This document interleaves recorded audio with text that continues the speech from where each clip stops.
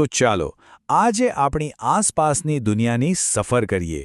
આ જે દુનિયા છે જેને આપણે પર્યાવરણ કહીએ છીએ એ આખરે છે શું? તે કેવી રીતે કામ કરે છે? ચાલો સમજીએ। ક્યારે એવો વિચાર આવ્યો છે કે આપણી પૃથ્વી આટલી ખાસ કેમ છે? બીજા ગ્રહો કરતાં અહીં એવું તો શું છે જે જીવનને શક્ય બનાવે છે? શું છે જે અહીં જીવનને ખીલવા દે છે? આ બધા સવાલોનો જવાબ ફક્ત એક જ શબ્દમાં છે: પર્યાવરણ। હા, પર્યાવરણ, આપણી આસપાસ રહેલી દરેક વસ્તુ જે આપણને જીવંત રાખે છે અને આપણો વિકાસ કરવામાં મદદ કરે છે। તો ચાલો સૌથી પહેલાં એ જ સમજીએ કે આ પર્યાવરણ શબ્દનો અર્થ ખરેખર શું થાય છે, એની વ્યાખ્યા શું છે। સાવ સાદા શબ્દોમાં કહીએ ને તો પર્યાવરણ એટલે આપણી આજુબાજુ આવેલું બધું જ। આમાં કુદરતી વસ્તુઓ પણ આવી જાય, જેમ કે હવા, પાણી, જમીન, અને સાથે સાથે માનવસર્જિત વસ્તુઓ પણ, એટલે કે મકાનો, રસ્તાઓ, પુલ, આ બધું જ પર્યાવરણનો ભાગ છે।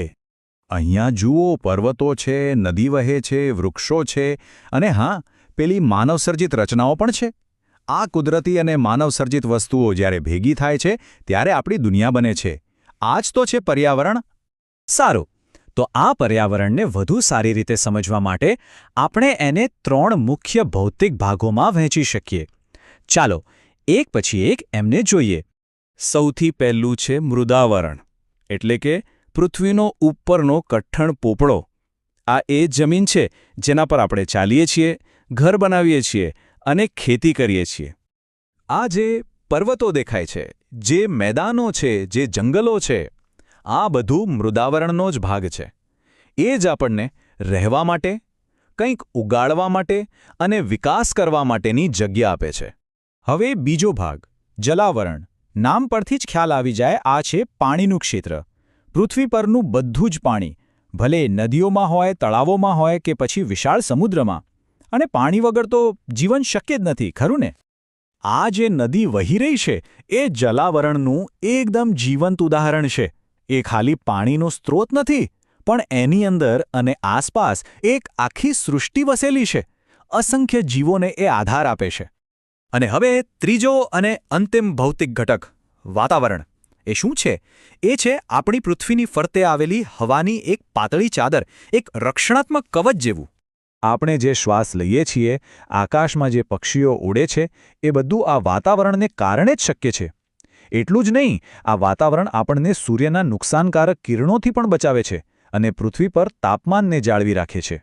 ઓકે, તો આપણે 3 ભૌતિક આવરણો જોયા, પણ હવે વાત કરીએ એ જગ્યાની જ્યાં ત્રણેય ભેગા થાય છે અને સાચો જાદુ થાય છે। હા, જીવનનો જાદુ। તો જીવનની રેસીપી શું છે? બહુ રસપ્રદ છે। વિચારો, સૌથી પહેલાં લો જમીન, એટલે કે મૃદાવરણ, એમાં ઉમેરો પાણી, એટલે કે જલાવરણ, અને પછી એને મિક્સ કરો હવામાં, એટલે કે વાતાવરણમાં, અને બસ જ્યારે આ ત્રણેયનું પરફેક્ટ મિશ્રણ થાય ત્યારે જીવન માટેની જાદુઈ પરિસ્થિતિઓ તૈયાર થઈ જાય છે।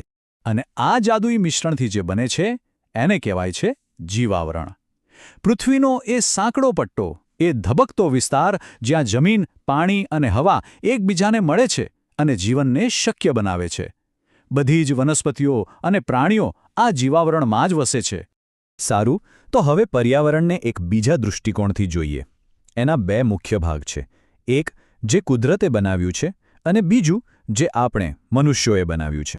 એક બાજુ છે કુદરતી પર્યાવરણ, જેમ કે પર્વતો, નદીઓ, પ્રાણીઓ, વનસ્પતિ, આ બધું કુદરતી છે, અને બીજી બાજુ છે માનવસર્જિત પર્યાવરણ, જેમ કે મોટી ઇમારતો, રસ્તાઓ, પુલ, ઉદ્યોગો, આ બધું આપણે બનાવ્યું છે। અને અહીં સમજવા જેવી વાત એ છે કે આપણી આ માનવસર્જિત પ્રવૃત્તિઓ એ કુદરતી પર્યાવરણને સતત બદલી રહી છે, એના પર સીધી અસર કરી રહી છે। આ બધી સમજણ પછી એક બહુ મોટો સવાલ ઊભો થાય છે। જેમ જેમ આપણી આ માનવસર્જિત દુનિયા મોટી થતી જાય છે, તેમ આપણે એક કુદરતી દુનિયા સાથે તાલમેલ કેવી રીતે જાળવીશું, જે આખરે તો આપણું પોષણ કરે છે? આ સંતુલન કેવી રીતે જાળવવું એ ખરેખર એક વિચારવા જેવો પ્રશ્ન છે।